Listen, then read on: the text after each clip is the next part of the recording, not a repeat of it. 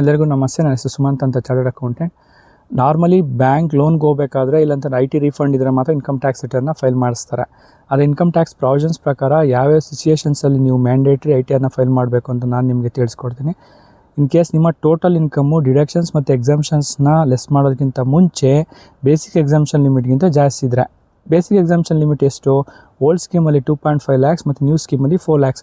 So ಅದಕ್ಕಿಂತ ಜಾಸ್ತಿ ಇದ್ದರೆ ನೀವು ಮ್ಯಾಂಡೇಟ್ರಿ ITRನ ಫೈಲ್ ಮಾಡಿಸ್ಬೇಕಾಗುತ್ತೆ.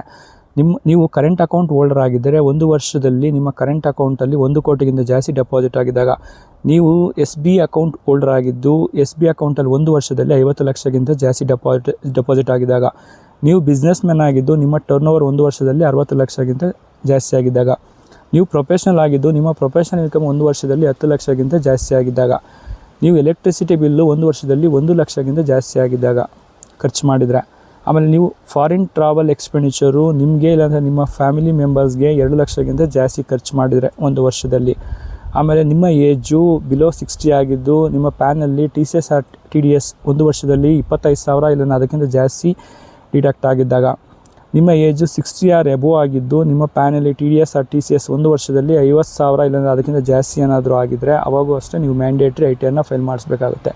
ಸೊ ಇದೆಲ್ಲ ಸಿಚುಯೇಷನ್ಸಲ್ಲಿ ನೀವು ITRನ ಮ್ಯಾಂಡೇಟ್ರಿ ಫೈಲ್ ಮಾಡಬೇಕು.